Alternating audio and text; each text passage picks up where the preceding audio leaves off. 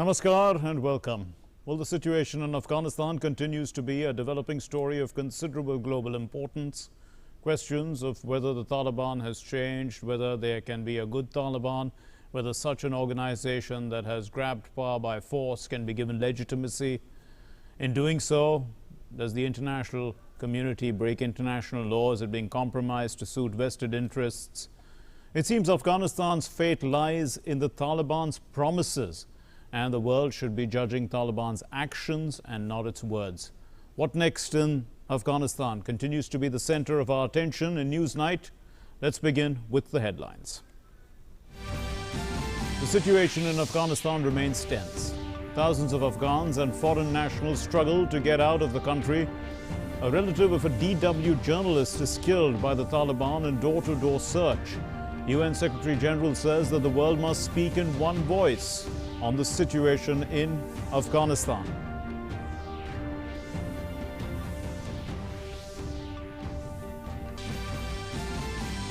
International Airport remains the focal point of evacuation efforts in Afghanistan. Thousands of Afghan citizens are waiting at the gates, people ready to risk everything to get inside the walls. The US increases consular officers to Kabul to aid the process. The US fighter aircraft are doing sorties to ensure evacuation process goes on unhindered. NATO foreign ministers discuss Afghanistan in a special meeting. The NATO stresses that any future Afghan government must adhere to Afghanistan's international obligations, safeguard the human rights of all Afghans, particularly women, children, as well as minorities, and says that Pakistan has the responsibility to ensure that Afghanistan never again serves as a safe haven for terrorists. Prime Minister Narendra Modi inaugurates and lays the foundation stone of many projects in Somnath. Says Somnath is a spiritual pillar of modern India. Says Somnath is a symbol of the belief that truth can't be defeated by falsehood. India's ancient glory is being revived by building modern infrastructure. Prime Minister says empires built on the basis of destructive forces and terror can't exist permanently. Such forces cannot suppress humanity for long. Terms such ideologies as a grave threat.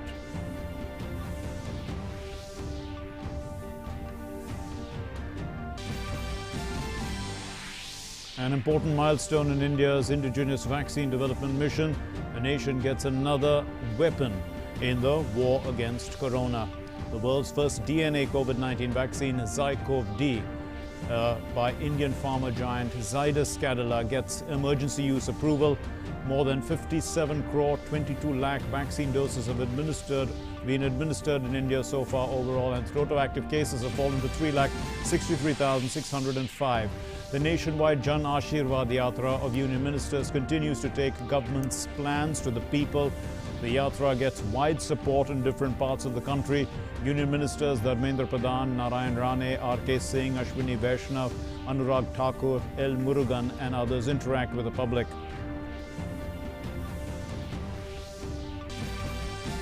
Israeli Prime Minister Naftali Bennett receives a third booster shot of Pfizer's COVID-19 vaccine on Friday, even as WHO maintains the most vulnerable people worldwide should be fully vaccinated first before high-income countries deploy a top-up.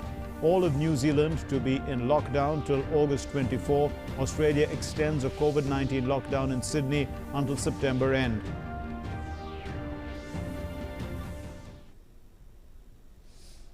Our top story. Talks to find a way forward in Afghanistan continue, and the Taliban insists that it is a force for the good of the country, having liberated it from occupation. So this sentiment of freedom is not something shared by the people of Afghanistan. The world continues to weigh the options of engagement with an organization that is nothing short of a terror group, likely to give sanction and sanctuary to other such groups. There are many pieces to the Afghanistan puzzle. One among them is talks with the Taliban from groups within Afghanistan. Former President Hamid Karzai and peace official Abdullah met a delegation from the Haqqani network on Thursday. The Haqqani network is a Taliban ally and is based on the border with Pakistan. It's been responsible for some of the most deadly terrorist attacks in Afghanistan. Whether these talks will keep Afghanistan free from bloodshed is a matter that will need the scrutiny of the world. Because as the UN Secretary General Antonio Guterres puts it, the Taliban's desire for international recognition is their only leverage. It's very important for the international community to be united, for all members of the Security Council, but in general for the international community to be united, to use the only leverage that exists, which is the interest of the Taliban for legitimacy, for recognition. And for that to be possible, I think it's important that the international community is speaking one single voice. The Taliban believes they have liberated Afghanistan from occupation and given freedom to their people. This is their dark interpretation of the word independence. Occupation is occupation. It is lack of freedom. It is that many things are imposed on the people. You do not have independent economic policy, political policy, and social policy, so and so. But in independence, you are the owner. You take up decision and implement them, and you take decision bearing in mind the interest of your country and of your people. So there is a lot of difference between being under occupation and being a free people in a free country. What the Taliban believes is freedom is what the people of the country dread. Their reality, and that of women in particular, is best summed up by this former Afghan karate champion, who is a karate coach in Indonesia. Actually, everything is finished for athletes, women like me in Afghanistan, and we heard a report from Taliban that Taliban implemented some strict rules against women in some cities. They prevented women and girls from school and other activities. So once again, the darkest days came for women in Afghanistan. Even the appearance of taking on a moderate stance may just be for the camera. Surely those working with cameras most of their lives know the difference. They came in for an interview, and I think my guy said, well, this woman's going to interview you, and to which he said yes, and actually since then we've also been to ministries to interview other officials, and it's interesting that some of them are interviewed, they refuse to look at the woman, they look at the camera person. Protests continue, especially among women, but their voices may need more amplification to break the wait and watch mentality being attributed to key stakeholders. The head of an Afghan delegation of the Northern Alliance called for an inclusive government in Afghanistan. They had joined the US-backed forces to end the Taliban's rule in 2001. The Taliban say they want peace and claim they will not take revenge against old enemies, and also respect the rights of women within the framework of Islamic law. The Northern Alliance leader Mohammad Yunus Qanuni is apprehensive and says that the Taliban should be judged by actions, not words. One of the chief concerns on the minds of countries seeking to either isolate or engage with the Taliban is the concern for displacement and consequent influx of refugees into their respective countries. Turkish President Tayyip Erdogan on Thursday urged Europe to take responsibility for migrants from Afghanistan. He said Turkey could engage with the Taliban to discuss common agendas. Turkey does not have a duty, responsibility or obligation to be Europe's migrant storage unit. Our aim is primarily to maintain the stability and security in this country. Therefore, if necessary, we will engage in talks with the government formed by Taliban and speak about our common agendas. China, another country that appears keen on engaging with the Taliban, hopes that Afghanistan could have an open, inclusive and broadly representative government, meeting the international community's expectations. Ironically, the international community cannot take the Taliban at face value, and engaging with them is akin to legalizing terrorism. Kabul residents flocked a market on Friday with vendors selling food and drinks. One of the sellers said, so far, there was peace in the market and the Taliban were not bothering anyone. He hoped God would keep their behavior the same in future, a hope not shared by several thousands who wished to flee the country at the first opportunity. Bureau Report, DD India. Well, people are continuing to look for an exit route to anywhere. They just don't want to stay in a country that is being pulled back to the Middle Ages. Needless to say that countries are minimizing or even eliminating diplomatic engagement with the Taliban-controlled Afghanistan. Here's more.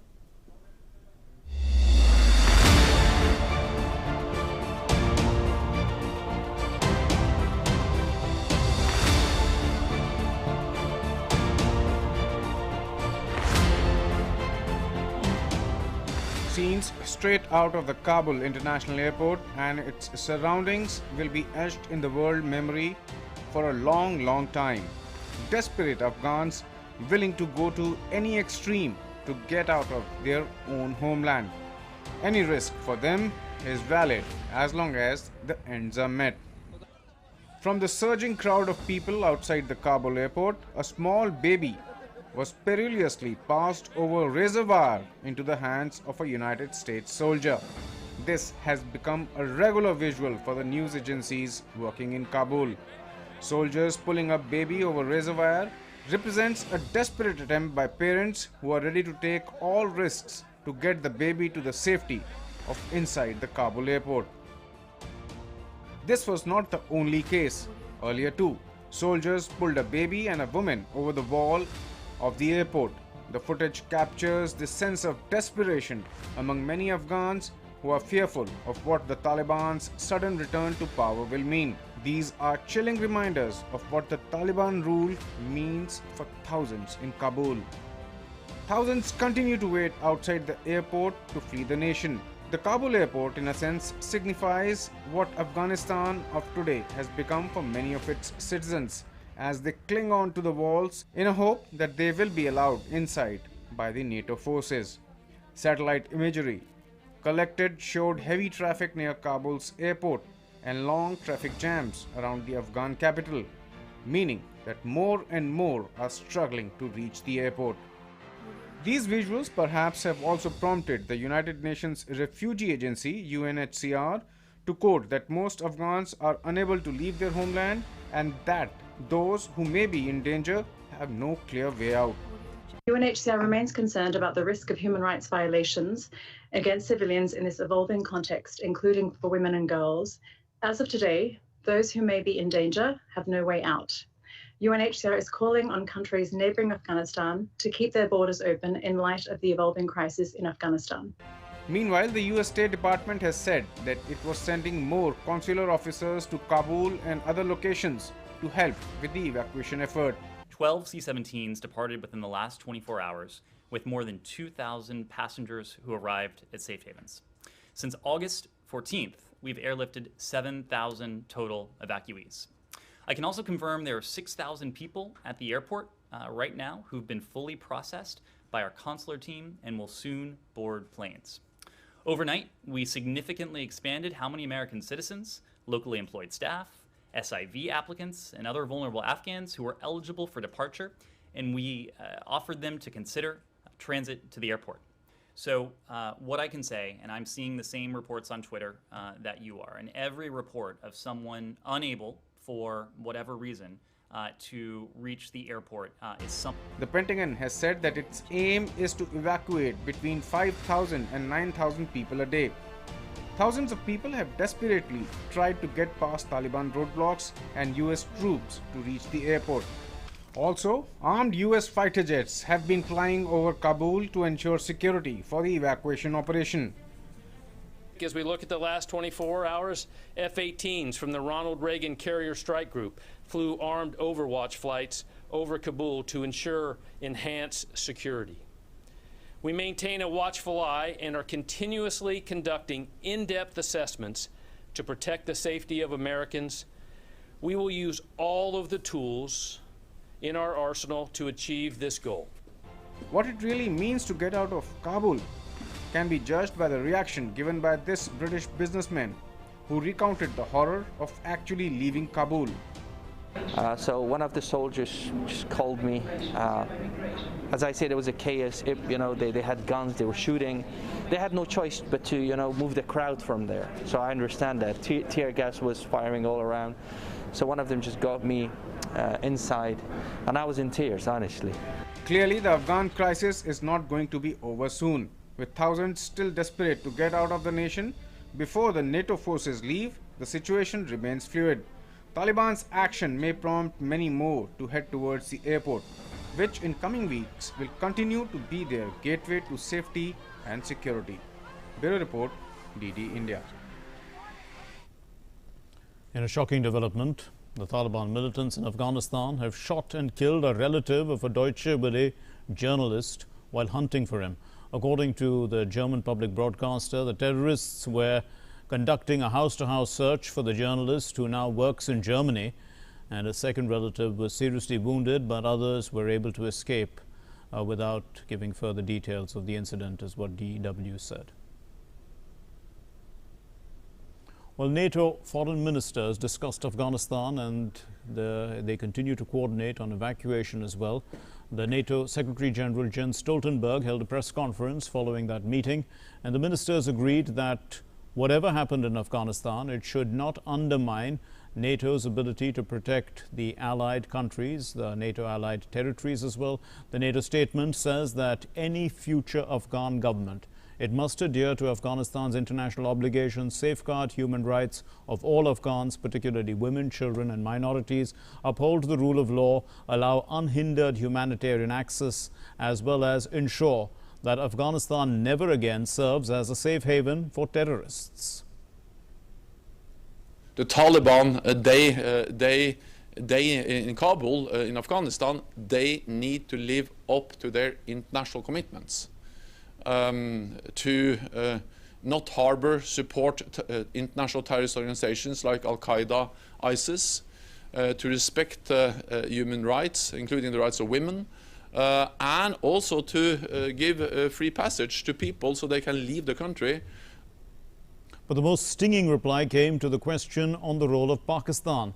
Stoltenberg said that Pakistan has to make sure that Afghanistan lives up to its commitments and does not become a safe haven for terrorists again. He added that a stable Afghanistan is in the interests of all countries. When it comes to Pakistan, I think that Pakistan has a special responsibility, partly because Pakistan is a neighbor of Afghanistan and partly because of Pakistan's close relationship to Taliban. I think Pakistan has a special responsibility to make sure that Afghanistan live up to its international international commitments, and also that Afghanistan not once again becomes a safe haven for international terrorists. A stable Afghanistan is in the interest of all countries, not least the neighbors as Pakistan. And Stoltenberg also said that the recent events in Afghanistan will augur in a clean and honest assessment by NATO. We should now have a very honest and clear-eyed assessment of what went wrong, but also what we achieved. And I will initiate that as soon as possible. Exactly how that will be done, I have to come back to that, but it was broad support from allies to the idea of an assessment of the engagement, to learn lessons and to mitigate and learn, so we draw the right lessons from the engagement in Afghanistan. And I have a humble approach, because when we see the challenges, the crisis we are faced with in Afghanistan, of course there are some serious lessons to be learned after 2 decades in Afghanistan for NATO. So that brings us to In Focus tonight, and In Focus is Afghanistan, what next?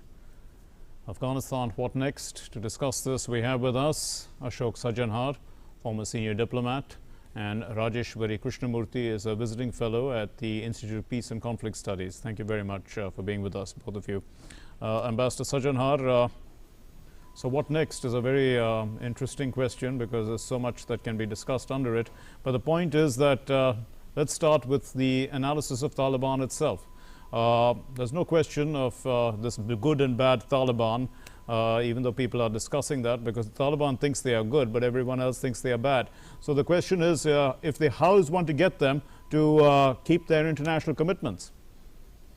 That's true. I think that's what the international community wants, that they should keep their international commitments, rule of law, follow, observe human rights, respect human rights, particularly as far as rights of women are concerned, of minorities, of girls. So that definitely is, something that it would be expected of any responsible state. But I think also the most important thing is that it should not become an epicenter of terrorism. Yes. That, the Taliban has been helped by so many terrorist groups, including Lashkar-e-Taiba, Jaish-e-Mohammed. Yes. They have got so many arms, the most sophisticated, the most modern weaponry and equipment has come to them because of what the Americans left and what the Afghan National Security Forces have left.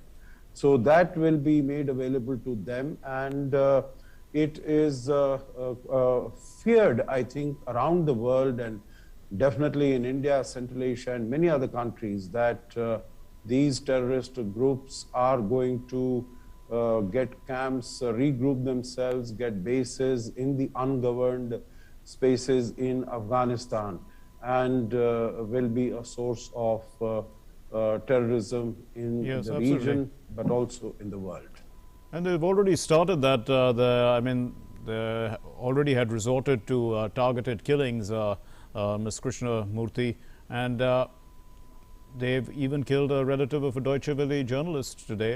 This was searching for the journalist. So obviously, they are not changing their ways, even though they pretend that they are, or seem to give the impression just for legitimacy that they are. So it begs a much deeper question. Should one engage with them at all? Sorry, am I audible? Yeah, I can hear you. Okay, perfect. Thank you for having me here, and good to see Ambassador Sachin here as well. No, personally, I believe, engaging or not engaging is a separate question, because at the end of the day, what we're also thinking about is it's not just about whether or not to engage. We also need to consider how we engage. Do we have enough leverage to engage when we engage? And, these are all questions we will have to consider, before engaging. And of course, it's not like we've not begun, there is not some efforts already in that regard. It's already begun in that sense. But if I were to sort of think about what the benefits of it might be, a channel of communication never harms. But at the moment, we can see the Taliban have not really actually changed, one might say, for example, the first few days when the Taliban entered Kabul, 14th, they were still at the gates of Kabul, 15th, they entered. The Taliban fighters and leadership that obviously entered on that day, they seemed to be able to exercise a little bit more restraint. But over the past 3 days, you might have seen that there is a growing number of, newer sort of fighters sort of entering the capital from the south and so on and so forth. Yes. Who are far more hardened, far more hardline, and they're not particularly inclined to exercise restraint. They've beaten up a lot more people. They're bringing out their reserves, is what you're saying, in a sense. Yeah. I don't think they're particularly reserves. I feel like the first ones who entered were the more, the more palatable faces that entered, fighters-wise. But the ones who are entering now, they're not. It's not just the Deutsche Welle journalist's relative who was killed. Many others, the other journalists, I think it was, I don't recall, one photographer was also sort of beaten up, and things like that. Lots of things went down. They're not, and RTA, the state television, they basically said no women anyway. Like private channels, they're allowing women to be on TV, not state channel. So yes, I indeed. feel like there's a lot more. We know that they are not this. They haven't changed. So the question is, they also feel that they won a military victory. So there's no military solution. They claim that they've already got the military solution. So Ambassador Sajjan, so the question is now there is to be some other solution, which is what the whole purpose of talks is, and the other side is going with the. According to the UN Secretary General, they want legitimacy, so that's the only leverage, so to make them conform. But the fact is that we see that they are not conforming, and even if there's a fig leaf of some sort of that they are trying to conform, that isn't really working. So is it, like the whole world has to get together once again and NATO has to put boots on the ground or something? There has to be a military solution once again. First to respond to your last comment, I don't think NATO is coming in anytime soon. Okay. I think NATO has left, and NATO has left for good, and I don't think they'll be coming in soon. Second point is, they are still in the process of, putting together their government, and that might take some time.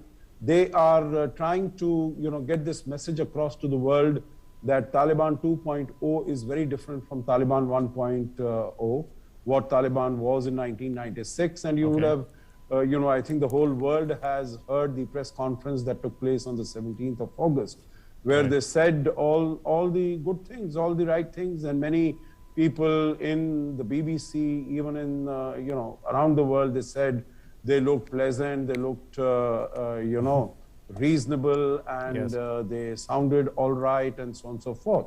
But this is, in my view, just a facade, just a veneer. Okay. And we should really be going by what they do rather than by what they say. Absolutely. Their actions speak louder than words, and their actions are no different from what they did, 20 years ago. Exactly. The point here is that, once they establish the government, and I think that comes to the question that you raised right at the beginning, what next? I think they are heavily into the process of forming the government. It's already 6 days. We have no idea of what the government is going to look like. But my own view is that they will try to present to the world that it is an inclusive government. So it will not be only, of course, the Taliban main functionaries, they will occupy the chief positions of power.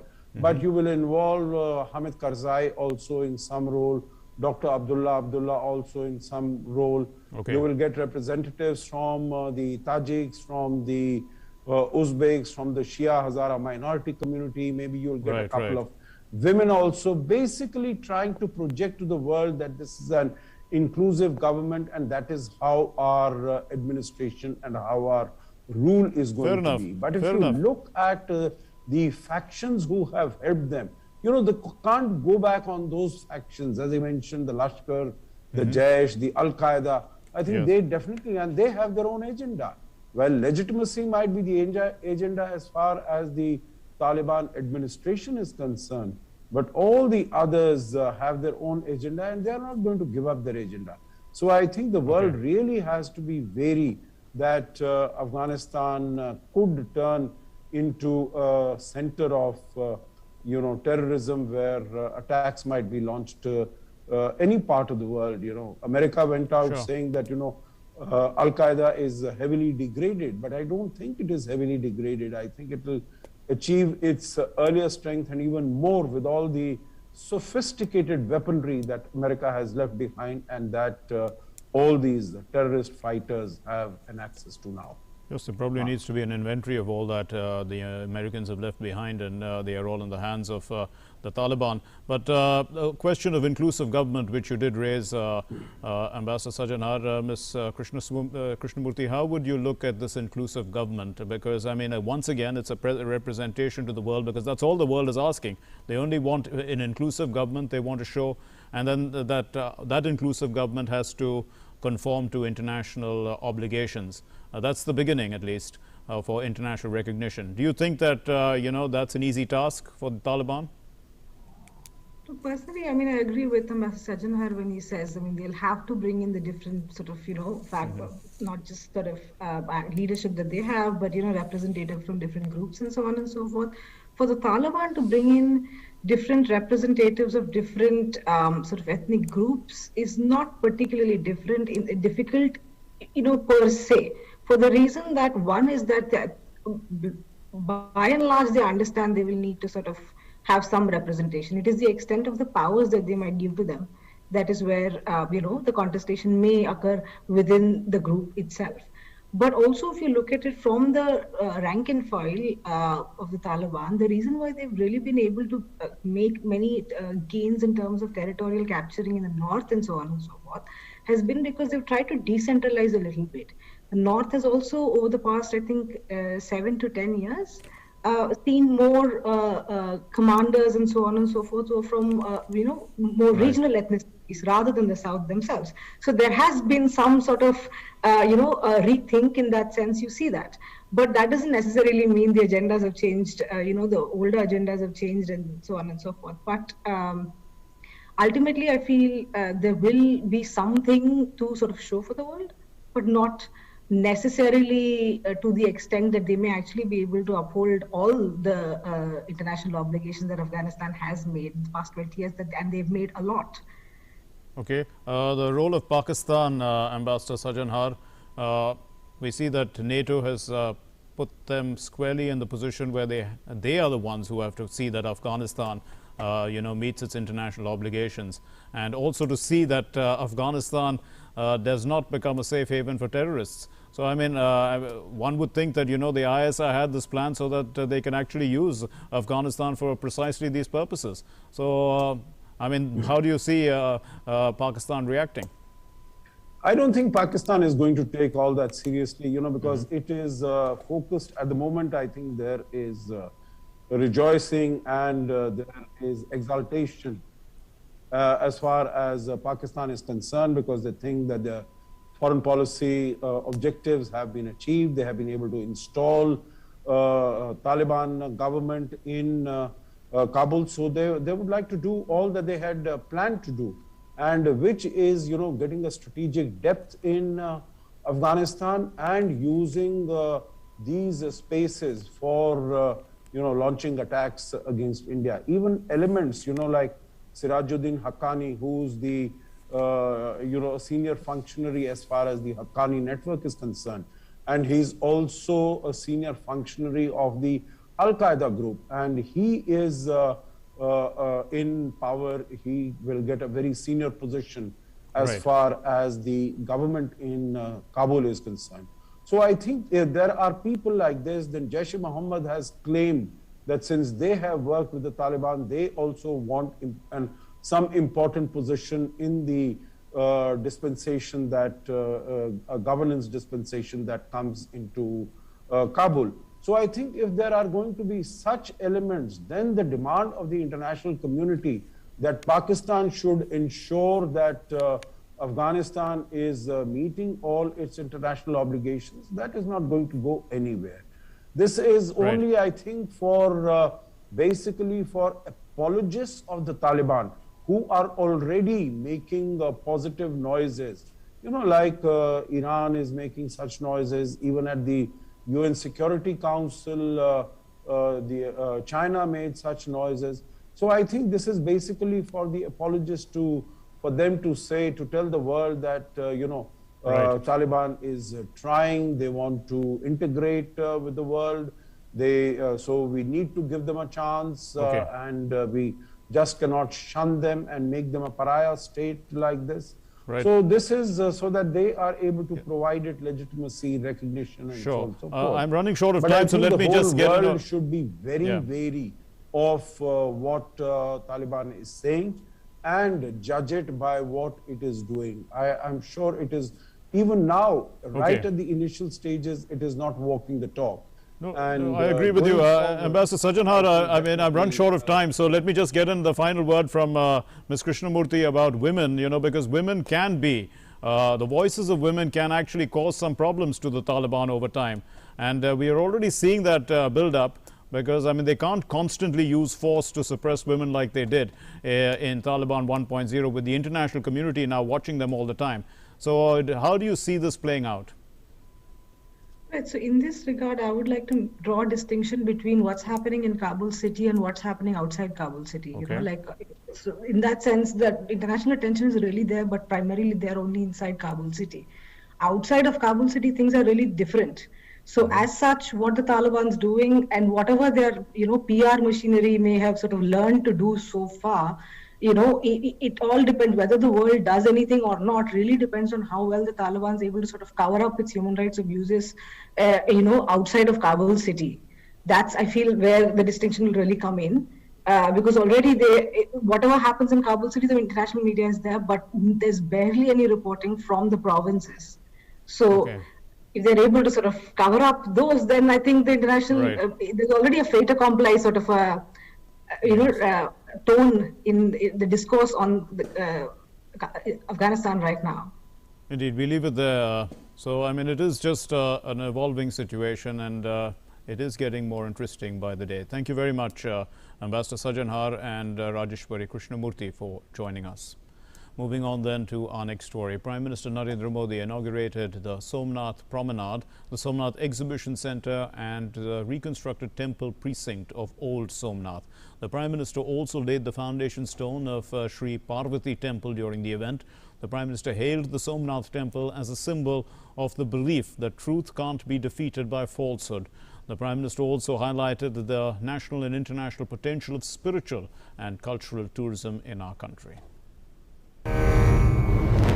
समुद्र तीरे शशिना प्रतिष्ठितम् प्रभास तीर्थे परमं पवित्रम् ज्योतिर्मयं गुर्जर भूमि रत्नम् तं सोमनाथम्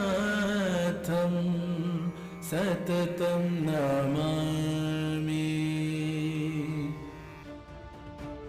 Prime Minister Narendra Modi inaugurated and laid the foundation stone of multiple projects in Somnath, Gujarat via video conferencing. Reflecting on the history of revered temple, Prime Minister recalled the repeated destruction of the temple and how it rose after every attack. He said that it is a symbol of belief that trust can't be defeated by falsehood and faith can't be crushed by terror.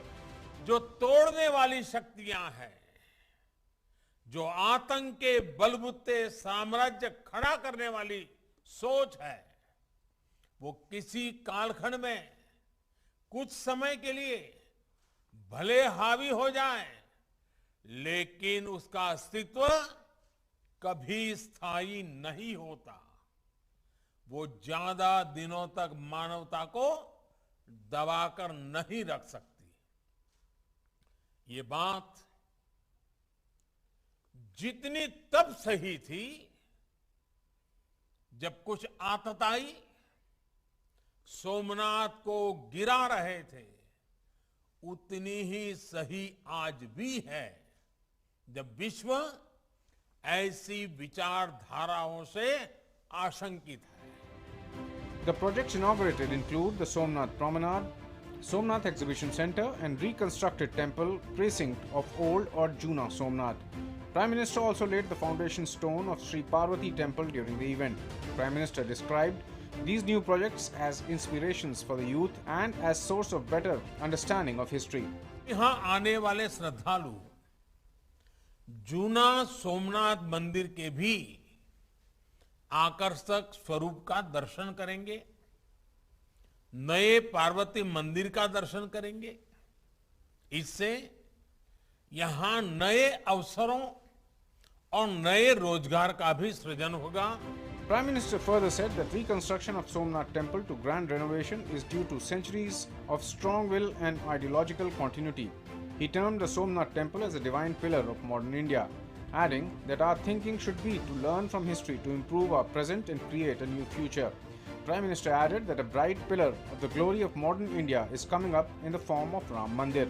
Dr. Rajendra Prasad ji, Sardar Vallabhbhai Patel और कमा मुंशी जैसे महानुभावों ने इस अभियान के लिए आजादी के बाद भी कठिनाइयों का सामना किया, लेकिन आखिरकार 1950 में सोमनाथ मंदिर आधुनिक भारत के दिव्य स्तंभ के रूप में स्थापित हो गया। आज राम मंदिर के रूप में नए भारत के गौरव का एक प्रकाशित स्तंभ भी खड़ा हो रहा है। Prime Minister also said that the arrangements of our four dhams, the concept of our Shakti Peeths, the establishment of different pilgrimage in different corners of our country, this outline of our faith is actually an expression of the spirit of Ek Bharat, Shreshth Bharat. Continuing with the role of spirituality in strengthening the unity of the nation, Prime Minister dwelt upon the national and international potential that tourism and spiritual tourism offer to the nation. Prime Minister also said that country is not only connecting common citizens through tourism, but is moving forward too.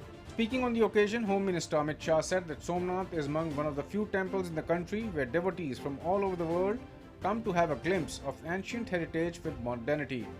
यहाँ आने के लिए सोमनाथ के प्रति सबकी श्रद्धा तो कारण है ही, मगर और आकर्षण केंद्र भी जुड़ने के बाद न केवल आएंगे, यहाँ पर रहकर अपनी भक्ति और श्रद्धा का अभिव्यक्ति भी करेंगे और परिवार के साथ पर्यटन का आनंद भी ले पाएंगे। ढेर सारी चीजें सोमनाथ के विकास के लिए मोदी जी के नेतृत्व में सोमनाथ ट्रस्ट ने हाथ में ली है।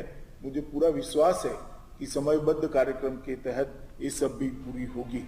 Somnath Promenade has been developed on the Prashad scheme at a total cost of over 47 crore rupees. The Somnath Exhibition Centre, developed in the premises of Tourist Facilitation Centre, displays the exhibit from dismantled parts of Old Somnath Temple and its sculptures having Nagar-style temple architecture of Old Somnath. The reconstructed temple precinct of Old or Juna Somnath has been completed by Sri Somnath Trust with a total outlay of 3.5 crore rupees. The temple is also referred to as Ahilyabai Temple. Sri Parvati Temple is proposed to be constructed with a total outlay of 30 crore rupees. It has been the focus of Prime Minister-led NDA government to look for new possibilities in religious tourism and strengthen the links between pilgrimage and local economy. Bureau Report, TD India. Several union ministers are on a Jan Ashirwadyatra, meeting people within their home states and thanking them for the opportunity to serve them and also explaining to them the greater purpose and the grand design of the Modi government's policies. Here's an account of the Jan Ashirwadyatra from across the country. Union ministers are reaching out to people to raise awareness about the government's welfare schemes and to seek their blessings from people.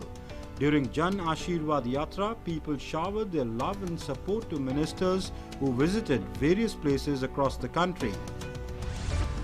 Union Minister of Education Dharmendra Pradhan participated in the Jan Ashirwad program at various places in Odisha. The minister inaugurated Pushpgiri Lecture Complex and the Rushi Kulya Hall of Residence at IIT Bhubaneswar in the foothills of the historic Barunei. I'm here today to dedicate two important part of this infrastructure project, 800 capacity boys residency is named as Rushikulya, the important river of Odisha. Continuing his Jan Ashirwad Yatra in Maharashtra for the second day, Union Minister of Micro, Small and Medium Enterprises Narendra Modi held a press conference at Juhu in Mumbai. The minister said that schemes launched by the government prove that the government is committed to the welfare of the poor. Narendra Modi got a rousing welcome at Andheri. The union minister also participated in the Jan Ashirwad Yatra at Ghatkopar. सामाजिक सेवा करना है, लोगों का काम करना है, लोगों को नौकरी देना है, इसलिए हम लोग घूम रहे हैं। 7 साल में हमारे मोदी साहब ने जो इस देश में काम किया है तरक्की के लिए, हमारा भारत देश महासत्ता के तरफ जाना चाहिए, महासत्ता बनना चाहिए, ये उनकी कोशिश रही है। इनका प्रबोधन हम लोगों में कर रहे हैं। Union Minister for Railways Ashwini Vaishnav held a roadshow in Koraput in Odisha. The minister also interacted with local folk dancers. Minister for Power and New and Renewable Energy R.K. Singh said that there has been all-round development in every state under the leadership of Prime Minister Narendra Modi. As part of the Jan Ashirwad Yatra, the Union Minister addressed a seminar of intellectuals and said that the BJP works in the interest of the nation and it does not believe in appeasement politics. लेकिन यदि नियत है और सही नियत है तो उस काम के लिए जो ज्ञान आवश्यक है उनको साथ कर ले। इस सरकार में और अन्य सरकारों में अंतर यही है। During the second day of the Jan Ashirwad Yatra, Union Minister for Health and Family Welfare Mansukh Mandviya offered prayers at the Ambaji Temple. The minister said that Jan Ashirwad Yatra is not only helping him to get people's blessings, but it is also helping him to know how welfare schemes are changing people's lives. Union Minister for Environment, Forest and Climate Change, Bhupendra Yadav, got a huge public support during the Jan Ashirwadyatra in Jaipur and Ajmer. While Union Minister for Information and Broadcasting, Anurag Singh Thakur, received a rousing welcome from the people during the Jan Ashirwadyatra in Simla and Bilaspur. It's a 5-day Jan Yatra that is going to take place. Almost 600 kilometers will be traversed all throughout the Himachal Pradesh. It will end at Hamirpur, his own constituency, and you can look at the manner in which the excitement is there. People are chanting his name. People are showering their love and affection. I think the time has come to promote and showcase the art and culture of Himachal Pradesh. We have rich traditions, rich culture from different regions. हम अपनी विरासत को लुप्त नहीं होने देंगे, इसको बड़ा बनाकर देश और दुनिया के कोने-कोने तक ले जाने का काम करेंगे। और ये जिम्मेदारी आज की पीढ़ी के ऊपर है। Minister of State for Information and Broadcasting, Dr. L. Murugan, took part in the 250th death anniversary function of freedom fighter Ondi Veeran in Tamil Nadu's Palayam Kottai. Ondi Veeran was commander-in-chief in local chieftain Puli Thevar's army and fought against the British East India Company in Tamil Nadu in 1755. Bureau Report, DD India. Well, in yet another shot in the arm in the fight against COVID-19 pandemic, the Indian pharmaceutical company Zydus Cadila has received approval for emergency use authorization from the Drug Controller General of India for Zycov-D. Now, Zycov-D is the world's first, and it's India's indigenously developed DNA-based vaccine for COVID-19, and it's going to be administered in humans, including children and adults 12 years and above. It's developed in partnership with the Department of Biotechnology under the mission COVID Suraksha, and it's implemented by Biotechnology Industry Research Assistance Council, BIRAC. Zycov-D has been supported under COVID-19 Research Consortia through National Biopharma Mission and preclinical studies, Phase 1, Phase 2 clinical trials, and under the mission COVID Suraksha for Phase 3 clinical trials. This 3-dose vaccine, which when injected produces the spike protein of the SARS-CoV-2 virus and elicits an immune response which plays a vital role in protection from disease as well as viral clearances. The plug-and-play technology on which the plasmid DNA platform is based can be easily adapted to deal with mutations in the virus such as those already occurring. Interim results from Phase 3 clinical trials in over 28,000 volunteers showed primary efficacy of 66.6% for symptomatic RT-PCR positive cases. This has been the largest vaccine trial so far in India for COVID-19. And now talking about India's continuous fight against COVID-19. With the timely tracing, testing and tracking strategy, tracing, tracking, treating strategy in the country, the spread of the virus is coming down. So in the last 24 hours, the country reported 36,571 new cases of COVID-19. There are currently 3,63,605 active cases of COVID-19 in the country. The active cases have been the lowest since March 2020. They now constitute 1.12% of the total cases, and the recovery rate is the highest since March of 2020. It improved to 97.54%. So in the last 24 hours, 36,555 patients recovered from COVID-19. So far, in fact, the total of 3,15,61,635 patients have recovered from COVID. The weekly positivity rate is less than 3% in the last 56 days. It's currently at 1.93%, and the daily positivity rate is below 3% for the last 25 days, currently at 1.94%. The sample testing for COVID-19 has been further ramped up, and so far there's a total of 50 crore 26 lakh tests that have been conducted so far. So India's COVID-19 vaccination coverage, as we said, has crossed 57 crore, I beg your pardon, 57 crore 22 lakhs. That's the size of our vaccination drive. And cumulatively, 57 crore 22 lakh 81,488 beneficiaries have been vaccinated so far. More than 54 lakh 71,2 282 vaccine doses have been administered on Thursday. Prime Minister Narendra Modi hailed the innovative zeal of India's scientists after the approval of the world's first DNA-based Zycov-D vaccine. The Prime Minister in a tweet said, India is fighting COVID-19 with full vigor. The approval of the world's first DNA-based Zycov-D vaccine of Zydus Universe is a testimony to the innovative zeal of India's scientists, a momentous feat indeed.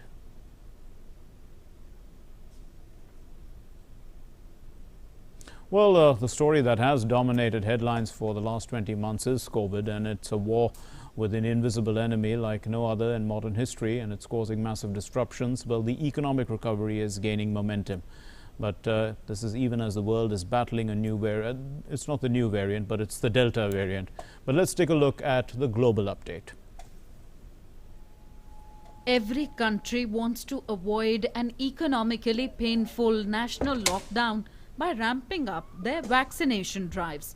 Israeli Prime Minister Naftali Bennett received a third shot of Pfizer COVID-19 vaccine on Friday after Israel extended its booster campaign for people over 40 to try to curb the Delta coronavirus variant. Booster shots would now be administered to people over 40 whose second shot was at least 5 months ago.